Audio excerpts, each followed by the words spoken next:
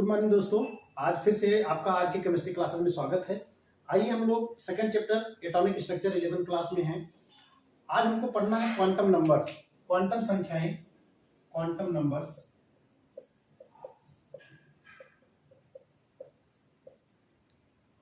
Quantum numbers इसे एक नाम और दिया जाता है पोस्टल एड्रेस फॉर इलेक्ट्रॉन्स। देखिए क्वांटम नंबर्स क्या है समझ लेते हैं भाई। जैसे मान लीजिए आप फलाने पाड़े के यहाँ जाना चाहते हैं तो उसके लिए आपको फलाने पाड़े किस पोस्ट में रहते हैं, किस विलेज में रहते हैं, किस घर में रहते हैं, किस कमरे में रहते हैं, वहां तक आपको पहुंचना होगा। भाई सीधे सीधे कहते हैं अरे भैया आप कहाँ रहते हो, कहते हैं हम फलाने गांव में रहते हैं। अरे फलाने गांव होगा, किसी घर में रहते होंगे ना, किसी कमरे में रहते हैं, ऐसा तो नहीं पूरे गांव भर में टहलते रहते हैं। तो सेम वही कंडीशन आइए अप्लाई करते हैं इलेक्ट्रॉन के लिए एटम में।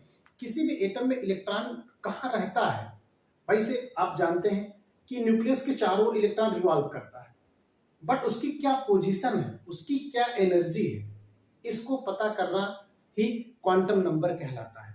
Quantum number are the special type of the numbers which gives the knowledge about the electron. तो चलिए देख लेते हैं quantum number are the special type of the number, special type of the number which gives knowledge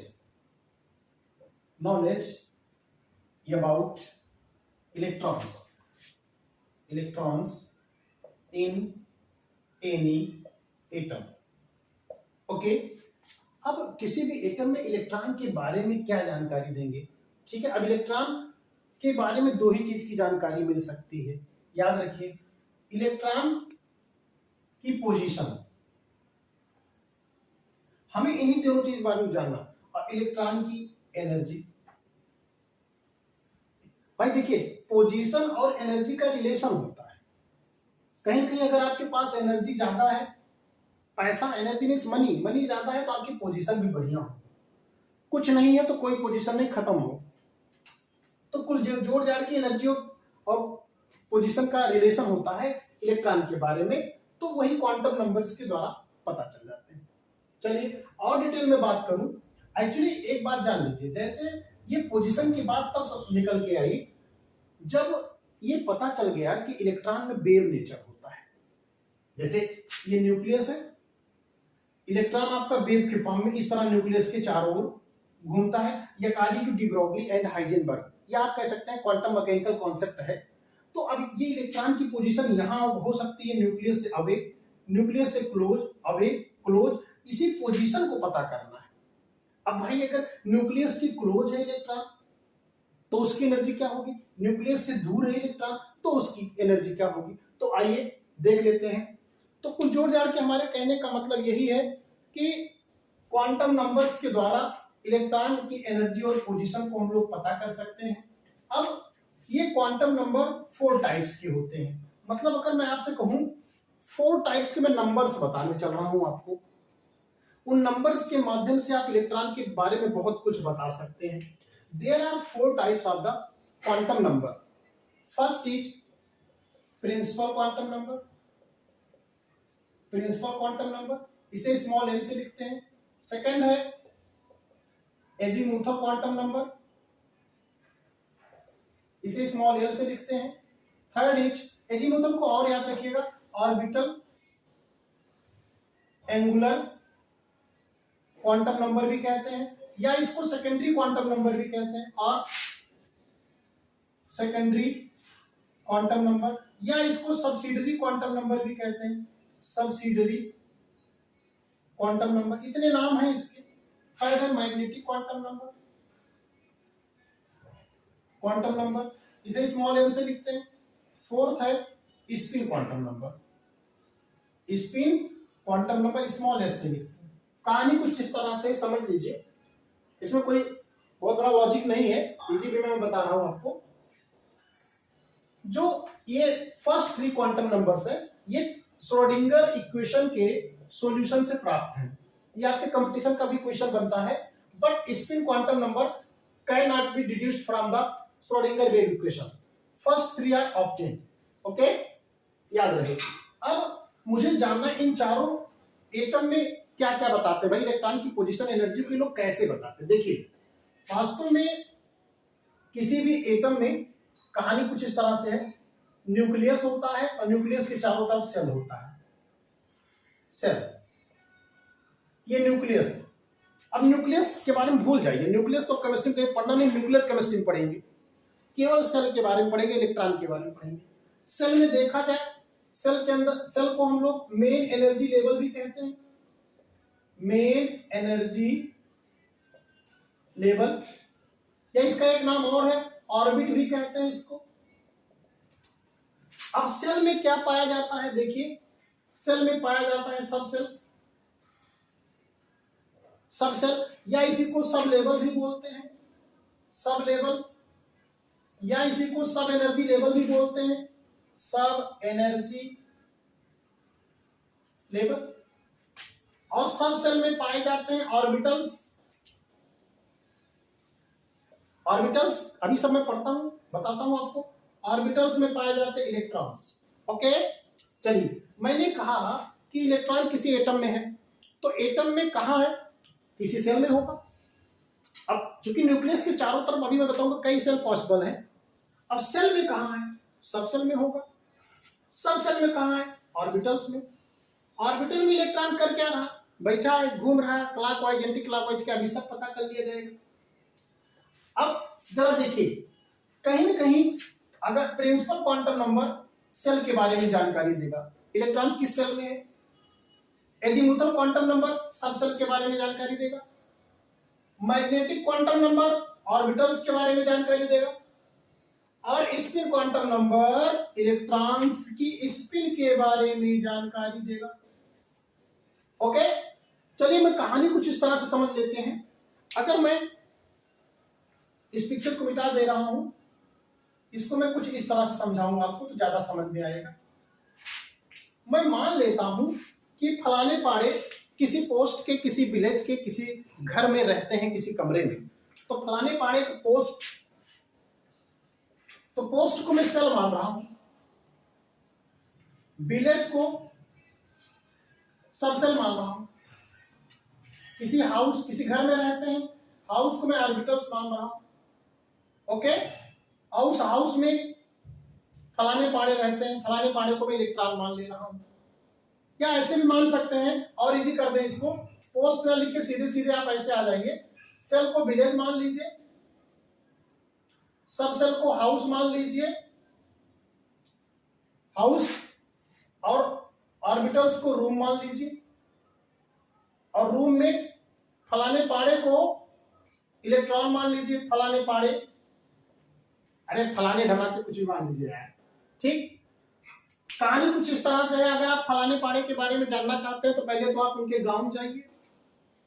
ठीक, बड़का बाबू पता करो, जो गांव के मालिक होते हैं उनको, सबके गांव के हर बच्चे के बारे में जिसको जानकारी होती, कौन सा बच्चा क्या कर रहा है, पढ़ाई कर रहा है कि नौटंकी कर रहा है, सब फलाने बाबा के पास जाओ, कोई तो बाबा बताओ फलाने पाड़े कहाँ रहते, तो बता देंगे भैया हमारे गांव में, इसी गांव में रहते हैं, इसी घर में, वो कमरा नंबर इतने में, फलाने पाड़े जाके देखो 100। तो कहानी यहीं से निकल के आई। तो चलिए, मतलब अगर इलेक्ट्रॉन के बारे में जानना है तो पहले सेल, सब सेल, ऑर्बिटल्स के बारे में पता कर ले, तो इलेक्ट्रॉन की एक्चुअल पोजीशन मुझे मिल जाएगी। इसीलिए क्वांटम नंबर को postal address for the electrons भी कहा जाता है, क्योंकि जो क्वांटम नंबर्स हैं ये नंबर हैं, कोई इसमें जादू नहीं है। ये नंबर 1 2 3 4 0 1 2 3 4 नंबर अभी हम आपको बताएंगे, उसी के आधार पे। ठीक है, जैसे हम कहें 420, तो आपके मन में आएगा कि 420 कोई किया है। अरे नहीं भैया, ये एक एटम है जिसका क्वांटम नंबर 420 है, और 420 से उस एटम की कहानी मैं भी निकाल के दिखाता हूं। तो चलिए एक एक करके हम लोग पढ़ लें। पहले तो हम पढ़ेंगे principal quantum number, principal quantum number. ठीक, इसके बारे में पढ़ते हैं। देखिए, प्रिंसिपल क्वांटम नंबर सेल के बारे में बताएगा, मैंने बता दिया। प्रिंसिपल क्वांटम नंबर के बारे में जो ये कॉन्सेप्ट दिया गया प्रिंसिपल क्वांटम नंबर, ये बोहर के द्वारा दिया गया। प्रिंसिपल क्वांटम नंबर को स्मॉल एन से रिप्रेजेंट करते हैं, स्मॉल n का मान कभी जीरो हो नहीं सकता। क्यों बता रही, स्मॉल n का मान 1 to इनफाइनाइट होता है, मतलब 1 2 3 4 5 कुछ भी हो सकता है। और जो स्मॉल n किसको रिप्रेजेंट करता है, ये सर्कुलर पाथ को रिप्रेजेंट करता है, सर्कुलर पाथ अराउंड न्यूक्लियस। इसका अर्थ ये हुआ न्यूक्लियस के चारों तरफ 1 2 3 4 5 सर्कुलर पाथ होते हैं अकॉर्डिंग टू बोर। चलिए पिक्चर बना लेते हैं, 1 2 3। ओके, अब जरा देखिए इसी को न्यूक्लियस के जो क्लोज है उसे n बराबर 1 2 3 4 एंड सो ऑन, मतलब स्मॉल n का मान 1 2 3 4 5 एंड सो ऑन। अब भैया देखिए जैसे 4-5 लोग हैं घर में, 4-5 भाई हैं, 5-6 लोग, अब उनको कैसे नंबर 1 नंबर 2 करके बुलाने से बढ़िया उनका नाम का बोर्ड में कहा कैसे कैसे बुलाओगे भाई से 4 भाई हैं तो कैसे बोलो भैया, बड़का भैया, छोटका भैया, मझिलका भैया, क्या कहेंगे तो बोल कहेंगे, परेशान ना हो मैं नाम दे दे रहा हूँ, बड़का छोटका ना बोलो, बोलो KLMNO and dot dot dot.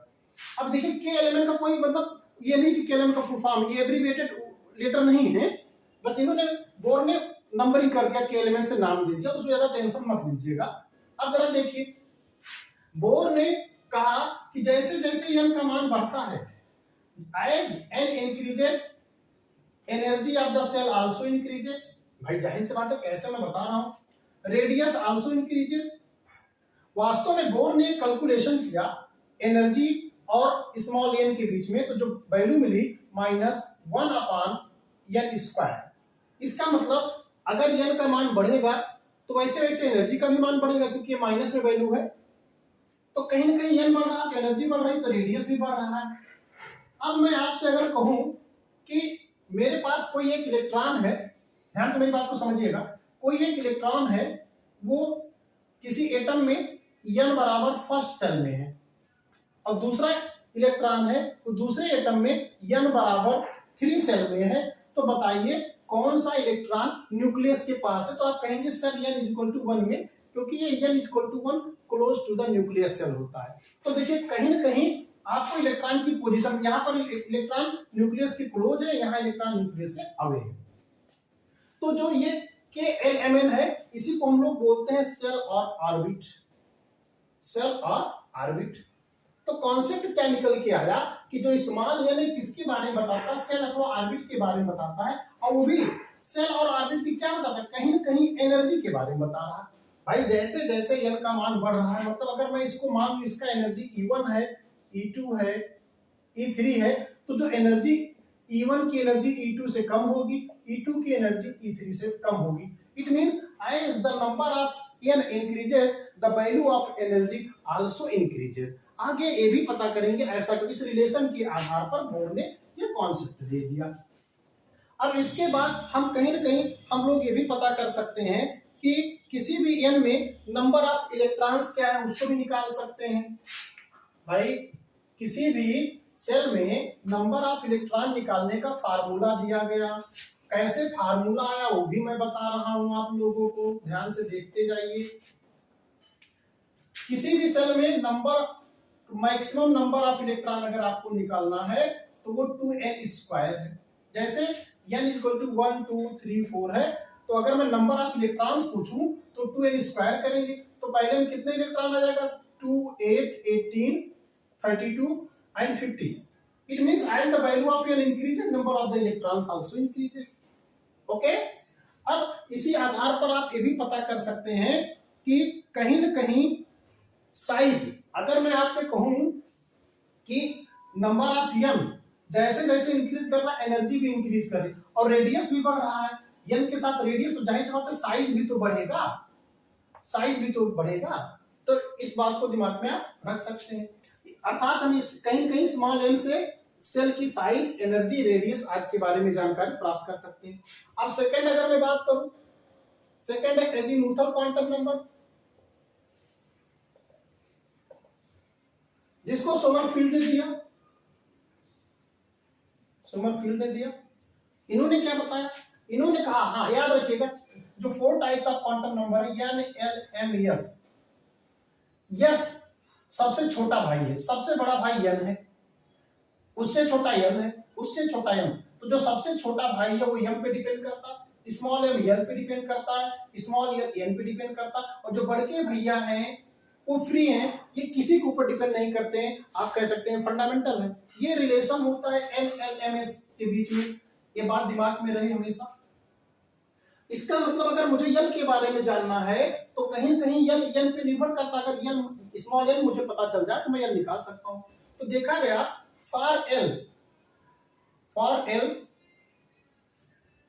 For small n जो यल होता है वो माइनस यल, किसी n के लिए जो l का मान होता है वो 0 to n-1 तक रन करेगा, n-1 तक रन करेगा। फॉर एग्जाम्पल जैसे मान लीजिए मैंने ले लिया n बराबर 0, तो यल का मान भी क्या होगा, 0 ही होगा, क्योंकि 0 शुरू हो रहा। अगर n इक्वल टू मैंने 1 ले लिया तो n इक्वल टू क्या होगा, 0, सॉरी n का मान 0 हो ही नहीं सकता। n का मान अगर मैंने 1 लिया तो l का मान 0, अगर n 2 लिया तो 0 1। हाँ, स्मॉल n का मान 0 इसलिए नहीं हो सकता, कोई भी एटम ऐसा नहीं जिसमें सेल ना पाया जाए। अगर सेल नहीं होगा तो फिर वो एटम रह नहीं जाएगा, फिर वो कहीं न कहीं न्यूक्लियस या प्रोटॉन या आयन के रूप में कन्वर्ट हो जाएगा। तो इस चीज का भी ख्याल रखेंगे। अब चूंकि एजीमुथल क्वांटम नंबर किसके बारे में बता रहा है, सब सेल के बारे में, सब सेल के बारे में बता रहा है। Sub shell means group of orbitals, याद रखिएगा सब सेल को ग्रुप ऑफ ऑर्बिटल्स भी कहते हैं, ग्रुप ऑफ ऑर्बिटल्स। तो अब सब सेल के बारे में क्या क्या बताएगा भाई, जैसे स्मॉल एन सेल के बारे में बता रहा था कि सब सेल की एनर्जी बताएगा, एंड से माइंड में रखिएगा इस बात को। Small n refers the energy and shape of the sub shell also called as sub energy level और सब लेवल्स। ठीक, अब अगर मैं ये बात आगे बढ़ाऊं तो मुझे क्या समझ में आता है कि अगर n बराबर 1 तो n बराबर 0 और n बराबर 2 तो 0 1। ठीक, अब अगर कहीं l का मान 0 है तो उसे नाम दिया गया s, यस सब सेल। अगर कहीं ये s सब सेल हो गया p सब सेल। अगर n इक्वल टू 3 है तो n इक्वल टू 0 1 2। याद रहे 0 से शुरू करना है l का मान, और जितना n दिया गया उससे एक कम तक ले जाना है। 4 दिया होगा तो 3 तक ले जाना है। n इक्वल टू 4 अगर मैं करूं तो n इक्वल टू 0 1 2 3। अब 0 माने s, 1 माने p, 2 माने d, s p d f। तो इससे कंक्लूजन क्या निकल के आया, इससे कंक्लूजन ये निकल के आ गया कि कहीं न कहीं अगर इस बात को मैं ऐसे बनाना चाहूं, लिखना चाहूं, तो देखिए इसको मैं ऐसे भी रिप्रेजेंट कर सकता हूं कि ये एटम है, ये आपका n इक्वल टू 1 है, 2 है, 3 है, 4, k l m n। Okay, तो इसमें जो पहले n बराबर 1 में जो सब लेवल्स आया, जो सब सेल आया, वो कितने आए, number of sub cell k में 1 आया, और यल अभी मैंने निकाला, और यल में 2 3 4 अभी भी मैंने निकाला। अब ये 1 जो सब सेल है वो है s। भाई स्मॉल एल बराबर n बराबर 1 के लिए स्मॉल एल 0 आया था, मैंने कहा sub shell sp spd spd। ओके, किसी भी सेल में मैक्सिमम फोर्स जो है सब एनर्जी लेवल्स पॉसिबल है, फोर्स से ज्यादा नहीं हो सकता। तो मैं ऐसा भी लिख सकता हूं, number of sub shell is equal to number of value of n। अब देखिए इसमें वैल्यू बराबर 1 है तो एक सब सेल है, 2 है तो 2 सब सेल, 3 है तो 3 सब सेल, 4 है तो 4 सब सेल। इसको आप इस प्रकार से समझ कर नोट कर सकते हैं। अब इसी तरह अगर मैं बात करूं तो कहीं न कहीं जो भी इलेक्ट्रॉन है, जो यल की वैल्यू है, उसे मैं ऑर्बिटल एंगुलर मोमेंटम निकाल सकता हूं, जो कि इज इक्वल टू हो जाएगा under root l plus 1 h/2 pi. इससे हम ऑर्बिटल एंगुलर मोमेंटम निकाल सकते हैं किसी भी इलेक्ट्रॉन का मोशन करते हुए। जैसे फॉर एग्जांपल अगर मैं मानूं कि इलेक्ट्रॉन 1s में है या 2s में है, तो इसका अगर एंगुलर मोमेंटम में निकालूं तो याद रहे 1 से कोई लेना देना नहीं है। Orbital angular momentum does not depend the value of n। माने चाहे 1 2 लिखे ना लिखे कोई दिक्कत नहीं, तो यार इसको भी नोट कर लीजिएगा, the orbital angular momentum only depends upon value of small L. तो अगर एस के लिए देखें तो एल बराबर 0 होता, अगर मैं यहाँ 0 रखूंगा तो ये पूरा याद रखिएगा, H upon into H upon 2 पाई बाहर है, तो वैल्यू आपकी क्या हो जाएगी, 0 हो जाएगी, ऑर्बिटल एंगुलर मोमेंटम 0। अगर मान लीजिए मैंने रख दिया p के लिए, फॉर p, तो एल बराबर 1 होता है, तो यहाँ 1 रखेंगे तो अंडर रूट 1 प्लस 1 तो कितना हो जाएगा, h upon 2 pi is equal to लिख सकते हैं अंडर रूट 2 भाई 1 plus 1 2 into 2 h upon 2 pi. ये एल बराबर फॉर 1 के लिए आ जाएगा। इसी तरह हम लोग एल बराबर 2 3 आदि के लिए भी हम लोग निकाल सकते हैं, पी डी एफ किसी के लिए भी निकाला जा सकता है। तो हम ये भी कह सकते हैं कॉन्सेप्ट कि अगर एल बराबर 0 आया, एल बराबर जो भी वैल्यू हमने निकाला 0 1 2 3, तो ये एस सबसेल है, P subshell, D subshell, F subshell. तो कहीं कहीं जो स्मॉल एल है वो शेप ऑफ सबसेल के बारे में बताता है, एनर्जी ऑफ सबसेल। तो यह सबसेल का जो शेप है वो स्फेरिकल है, पी सबसेल डंबल शेप है, डी डबल डंबल शेप, और जो एफ सबसेल है बहुत कॉम्प्लेक्स स्ट्रक्चर होता है। ओके, अब याद रहे अगर मैं कहूं जैसे 1s 2s 3s 4s, इसमें सबसे ज्यादा एनर्जी किसकी है, तो अगर याद रहे अगर value of L is constant, सबके लिए एस एस है और एन इंक्रीज कर रहा है तो वैल्यू एन पे डिपेंड करेगी। अगर मैं इसी तरह लिख दूं 3p 3d 3d 4d and 5d, तब भी अगर आप देखिए एल कांस्टेंट है तो एनर्जी इंक्रीज इसी तरह से करेगा। लेकिन अगर मैं कहूं 1s 1p पॉसिबल नहीं है, मैं इसको ऐसे लिख सकता हूं 3p और उसके बाद लिख दूं 4p या 3d। अब देखिए अगर n की वैल्यू कांस्टेंट है, n कांस्टेंट हो तो जो ऑर्बिटल एल का मान जिसमें ज्यादा होगा उसकी एनर्जी ज्यादा होगी, 3p से 3d की एनर्जी ज्यादा होती है। इस तरह से भी हम लोग इसको पता कर सकते हैं। अच्छा, जो ये एसपीडीएफ आए हैं याद रखेंगे ये स्पेक्ट्रोस्कोपिक टर्म है, स्पेक्ट्रोस्कोपी से आए हैं, स्पेक्ट्रोस्कोपिक टर्म है जिनका मतलब भी समझ लीजिए। एस का मतलब होता शार्प, पी का मतलब होता प्रिंसिपल, जानकारी है फुल फॉर्म इसका पता होना चाहिए, डी का मतलब होता डिफ्यूज्ड और एफ का मतलब होता है फंडामेंटल। इस तरह से आप एल की भी वैल्यू ज्ञात कर सकते हैं, एंगुलर मोमेंटम भी निकाल सकते हैं। ठीक, अब अगर मैं बात करूं एसपीडीएफ में, या आप इसका स्क्रीनशॉट ले लीजिए, अगर मैं बात करूं एसपीडीएफ में तो आप देखेंगे अगर मैं एनर्जी की बात करूं नॉर्मल एसपीडीएफ तो एफ की एनर्जी, ये ऑर्डर ऑफ एनर्जी मिलेगा, ये ऑर्डर ऑफ एनर्जी मिलेगा। लेकिन ये order of energy for single electron के लिए वैल्यू है, फॉर सिंगल इलेक्ट्रॉन। अगर इसी तरह मैं K11 की भी बात करूं तो फॉर सिंगल इलेक्ट्रॉन के लिए ऑर्डर आपको एनर्जी यही मिलेगा, याद रहेगा, फॉर सिंगल इलेक्ट्रॉन।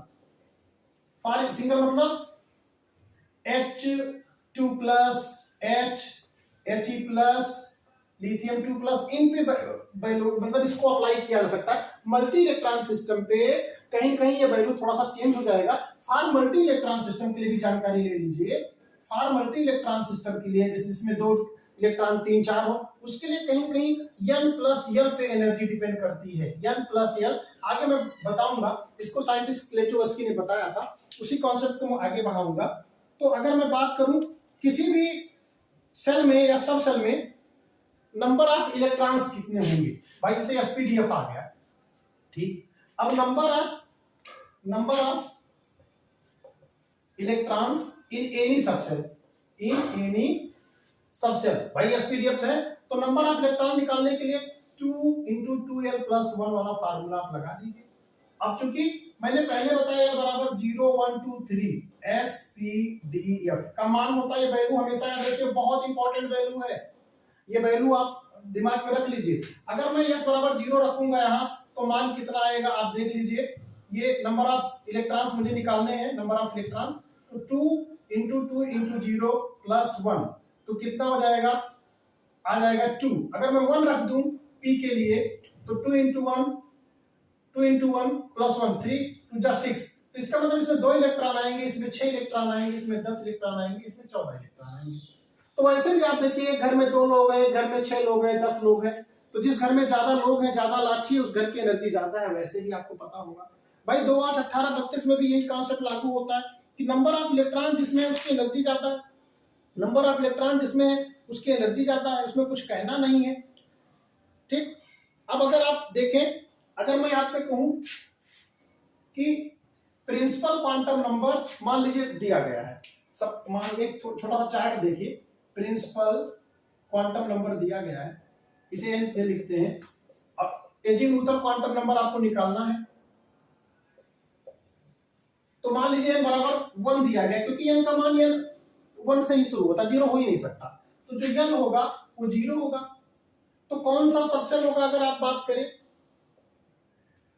यह सबसेल, और उस सबसेल को मैं कैसे रिप्रेजेंट करूंगा, रिप्रेजेंटेशन कैसे होगा, ये भी आप ध्यान दीजिएगा। चूंकि n इक्वल टू 1 और n इक्वल टू 0, तो जो सबसेल आया यस, तो इसे लिखा जाएगा 1 यस। इसका मतलब यह सबसेल है वो n इक्वल टू 1 सेल में है। अगर मैं n इक्वल टू लिख दूं 2, तो n का मान होगा 0 1। अब 0 के लिए यस सबसेल और 1 के लिए भी सबसेल, तो अब इसका रिप्रेजेंटेशन कैसे होगा, 2s 2p। अगर मैं n की वैल्यू 3, तो 0 1 2, भाई स्मॉल n का मान 0 शुरू करना है, जो n दिया गया उससे एक कम तक जाना है, n-1 तक जाना है, तो 0 के लिए यस p d, तो इसका रिप्रेजेंटेशन होगा 2s 2p 2p and 2d। ठीक, ये चांसेस बनते हैं, बट आगे भी हम लोग देखेंगे 2d इज नॉट पॉसिबल। आगे हम लोग इस कॉन्सेप्ट को पढ़ेंगे, बातें समझ में आ जाएगी। तो कहीं ना कहीं आप बात देख रहे हैं, इस तरह से मैं रिप्रेजेंटेशन को भी निकाल सकता हूं। अब अगला हम लोग पढ़ेंगे मैग्नेटिक क्वांटम नंबर। नेक्स्ट है magnetic quantum number. Magnetic quantum number, इसको लिंडे ने बताया था सर्वप्रथम, magnetic quantum number scientist Lande ने बताया। और कैसे पता चला, magnetic quantum number gives the orientation of orbitals. ये ऑर्बिटल्स के अरेंजमेंट को, ओरिएंटेशन मतलब the arrangement with respect to axis, किसी अक्ष के सापेक्ष ऑर्बिटल्स की क्या पोजीशन होती है, they represent the orientation of the orbitals. वास्तव में साइंटिस्ट जीमान थे, इन्होंने खोज किया जीमान इफेक्ट। इन्होंने क्या किया, यस सबसेल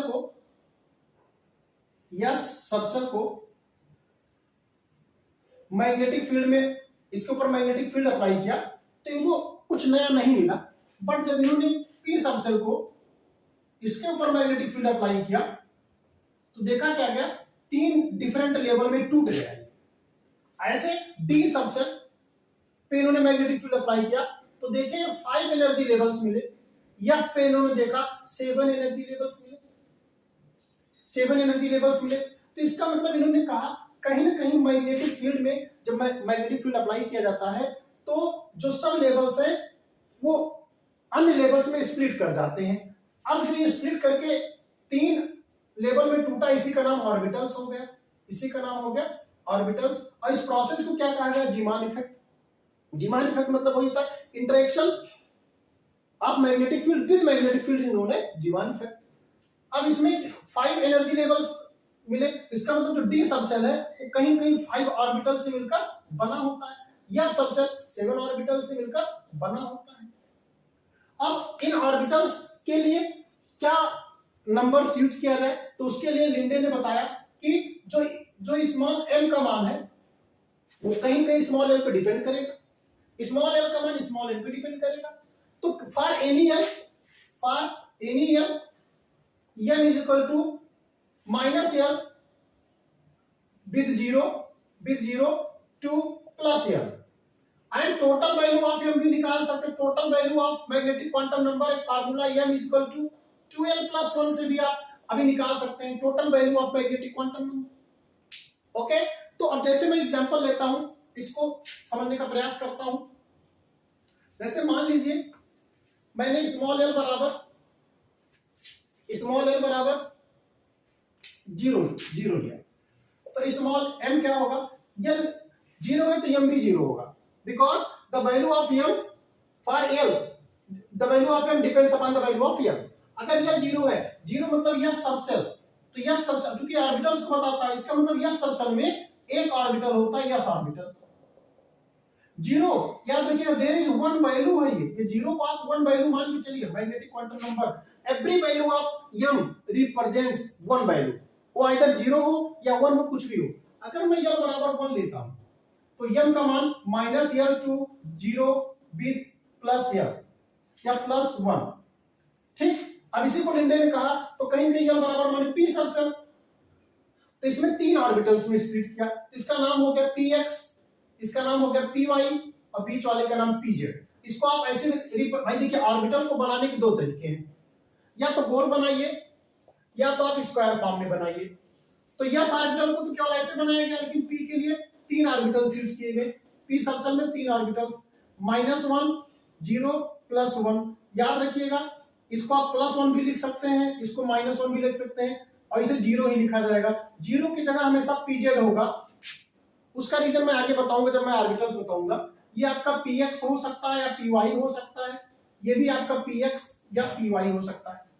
ऐसे l बराबर वन के लिए माने d subshell, there are five values, l बराबर टू के लिए minus two, minus one, zero, plus one, plus two, तो फाइव ऑर्बिटल्स मिले मैग्नेटिक फील्ड में, जिनकी वैल्यू मैं रिप्रेजेंट कर दे रहा हूं फाइव ऑर्बिटल्स की। अब एक का नाम रखा गया dxy, dxz और dx square minus Y, sorry D Z square बीच वाले का जिसका जीरो है, डी जेड स्क्वायर रहेगा, और हो गया आपका d y z d x square minus y square. इसी तरह यल बराबर थ्री के लिए यफ के सेवन मान रन करते हैं, minus three two plus three with zero, there are seven values for the f subshell, it means f subshell have seven orbitals. इसे आसानी से मुझे लगता है आप समझ गए होंगे। अब अगर मुझे टोटल वैल्यू अगर पता करना हो तब भी हम लोग निकाल सकते हैं, कैसे जरा उसको भी देख लें, टोटल वैल्यू निकालना है। अगर आपसे रेंज पूछा जाए कि एम की वैल्यू किस रेंज से किस रेंज तक है, तो minus L with zero to plus L, लेकिन अगर टोटल वैल्यू जैसे एल बराबर वन दिया गया तो टोटल वैल्यू एम अगर पूछा जाए तो टू एल प्लस वन निकाल लीजिए, two into one plus one, तो कितना हुआ, two into one, two plus three value जाएगा, वो भी minus one, zero, plus one, three value आ जाएंगी। अब अगर मैं कहूं नंबर ऑफ ऑर्बिटल्स किसी भी सेल में निकालना, number of orbitals for any shell, तो एक फार्मूला एन स्क्वायर। भाई नंबर ऑफ इलेक्ट्रॉन्स अगर निकालना होता, मैक्सिमम नंबर ऑफ इलेक्ट्रॉन्स, तो फार्मूला लगाते हैं 2n स्क्वायर। ठीक, आगे मैं बताऊंगा किसी एक ऑर्बिटल में मैक्सिमम 2 इलेक्ट्रॉन पॉसिबल है, तो नंबर ऑफ ऑर्बिटल्स आप n स्क्वायर के द्वारा कैलकुलेट कर सकते हैं। इस तरह आप कहीं कहीं m का भी मान निकाल सकते हैं। अब अगर मैं आगे बात करूं स्मॉल s का भी वैल्यू कैसे पता किया जाएगा, तो आइए उसको भी देख लिया जाए। ठीक, इसको भी देख लिया जाए। अब स्मॉल s माने spin quantum number, small s। देखिए ये क्या बताता है, एक्चुअली जो इलेक्ट्रॉन है वो दो प्रकार के मोशन करता है, एक तो न्यूक्लियस की अराउंड द न्यूक्लियस, ये वाला मोशन इसे हम बोलेंगे अराउंड द न्यूक्लियस, और ऑर्बिटल मोशन कहते हैं इसे,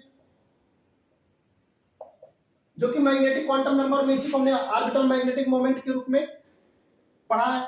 अगर मैं बात करूं उसमें एजीमुथल क्वांटम नंबर में, अब एक इलेक्ट्रॉन अपने एक्सिस पे भी मूव करता है इसी तरह, इसे बोला जाएगा स्पिन ऑफ द इलेक्ट्रॉन। तो स्पिन ऑफ द इलेक्ट्रॉन की बात ये हो रही है कि the electron spin eight their own axis either clockwise और एंटी क्लॉकवाइज। जैसे मैं मान लेता हूं ये एक्सिस है, ये इलेक्ट्रॉन है, तो ये या तो क्लॉकवाइज इस तरह मोशन करेगा। अब क्लॉकवाइज अगर मोशन करेगा तो उसे लिखा जाएगा प्लस हाफ स्पिन। अगर मैं मान लेता हूं ये कोई एक्सिस है, ये इलेक्ट्रॉन है, हो सकता है एंटी क्लॉकवाइज मोशन कर रहा हो, तो उसे मैं लिखूंगा माइनस हाफ स्पिन। अब जो स्मॉल यस की वैल्यू है वो कहीं न कहीं स्मॉल m पे डिपेंड करेगी, मैंने आपको पहले ही बता दिया है। अब for every m yes can have to values plus half and minus half. अब जरा plus half and minus half को हम लोग समझ लें। वास्तव में plus half and minus half कहीं न कहीं एक स्पिन ऑफ द इलेक्ट्रॉन को ही रिप्रेजेंट कर रहा है। अब अगर क्लॉकवाइज मोशन है तो plus half and anti clockwise minus half. इसको हम ऐसे भी ऑर्बिटल के भी माध्यम से रिप्रेजेंट कर सकते हैं। अगर अप स्पिन है तो इसी को प्लस हाफ, अगर डाउन स्पिन बोलते हैं इसको डाउन स्पिन तो माइनस हाफ। अब किसी स्पिन करते हुए इलेक्ट्रॉन का हम लोग स्पिन एंगुलर मोमेंटम भी निकाल सकते हैं। कैसे भाई? स्पिन करते हुए इलेक्ट्रॉन का हम लोग स्पिन एंगुलर मोमेंटम निकाल सकते हैं। स्पिन एंगुलर मोमेंटम हो जाएगा under root S plus 1 into H upon 2 pi. ये स्पिन करते हुए इलेक्ट्रॉन का एंगुलर मोमेंटम है। स्पिन करता हुआ इलेक्ट्रॉन चूंकि एक मैग्नेटिक मोमेंट डेवलप करता है तो उसी को स्पिन एंगुलर मोमेंट या मैग्नेटिक मोमेंट म्यूएस भी लिख सकते हैं। Mu S equal to under root S plus 1 into H upon 2 pi लिख सकते हैं। ठीक। अब अगर हम बात करें कि प्रत्येक m के लिए इसके दो मान होते हैं, इसका अर्थ ये हुआ कि इसे रब कर दे पहले। जैसे मान लीजिए मैंने लिया m बराबर 0 तो यस बराबर क्या होगा? याद रखिएगा m के प्रत्येक, ये m का 0 एक मान है, एक वैल्यू है, इसके लिए इसके दो मान होंगे plus half and minus half. अगर मैंने कहा m बराबर -1 तो इसके लिए भी दो मान होंगे plus half and minus half. अब चूंकि हम एक ऑर्बिटल को रिप्रेजेंट कर रहा, there are one value of m represents one orbital. One orbital can have maximum two values of the electrons. It means one orbitals can have maximum two electrons. Both electrons either इसे कह सकते हैं anti parallel या spin paired भी बोलते हैं। Spin paired, एक spin plus half एक की मान। अब मैं ऐसे भी रिप्रेजेंट कर सकता हूं कि दोनों के लिए स्पिन वन साइडेड कर दूं तो इसे बोला जाएगा स्पिन या पैरेलल स्पिन। इसको मैं ऐसे भी रिप्रेजेंट कर सकता हूं।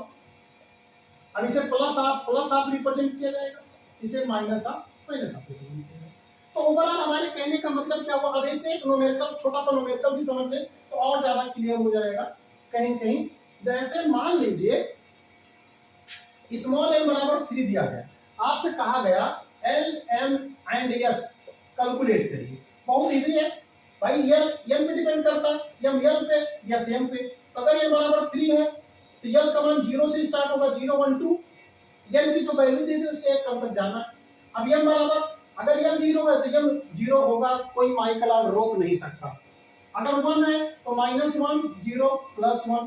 अगर L 2 है तो -2 -1 0 +1 +2। अब चूंकि M अगर 0 दिया गया तो उसके लिए यस के दो मान होंगे plus minus half plus minus half.